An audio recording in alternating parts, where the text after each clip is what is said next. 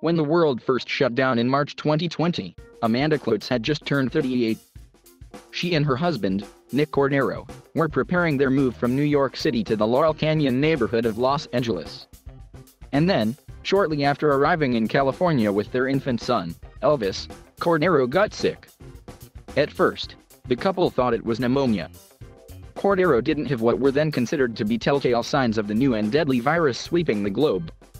When Kloots dropped her husband off at the emergency room at Cedars-Sinai, she thought she'd be leaving him for an hour, maybe two. To be COVID safe, she didn't hug or kiss him goodbye. It was the last time she ever saw him as him, Kloots wrote in her best-selling June book, one of the first major memoirs of the COVID era, Live Your Life, My Story of Loving and Losing Nick Cordero. He died in July 2020, after more than 3 months in the ICU. He was 41 years old. Kloots and Cordero met while working together on the short-lived musical Bullets over Broadway. Kloots was in the ensemble, while Cordero played the supporting lead role of Cheech, which would later earn him a Tony nomination. At the time, Kloots was married to an actor she'd met several years earlier on another show. They had married young, when Kloots was still in her mid-20s, and while she was working on Bullets, her husband was touring the country.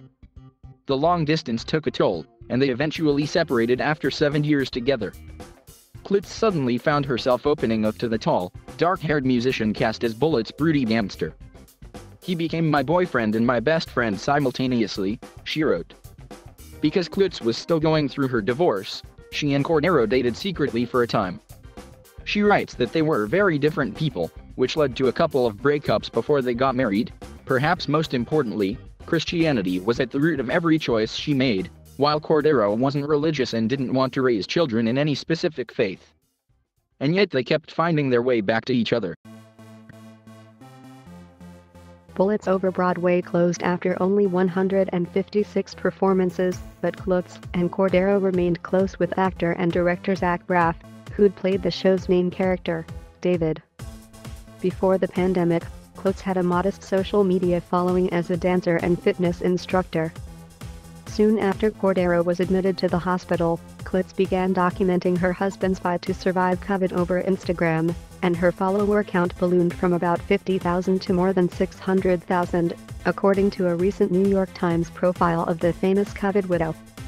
She's since landed a gig as the co-host of The Talk on CBS, following Sharon Osbourne's controversial ouster, and her jump rope fitness program is now taught in Equinox gyms in New York and California. Kloots told the Times reporter, Catherine Rossman, that she and her younger sister, Anna Kloots, a travel influencer and longtime aspiring author, started writing the memoir together 2 weeks after Cordero died. "I'm proud of the work we've done," she says in the profile. "But, you know, the story is so sad." In the book, the Kloots sisters document the devastation that COVID wreaked on Cordero's body.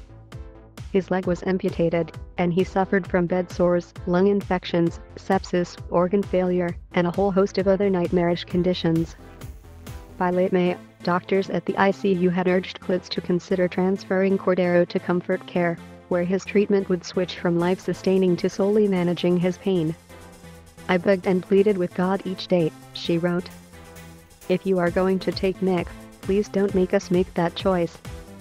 From Cordero's first moments in the hospital, Kloots believed that he would get better and return home to his wife and child.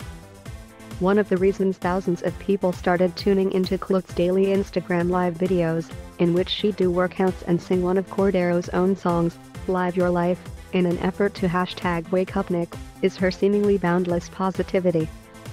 With type A ambition, a big, pretty smile, and a fitness trainer's upbeat attitude, she encouraged her friends, family, and followers worldwide to woo her husband back to health with the power of music and prayer.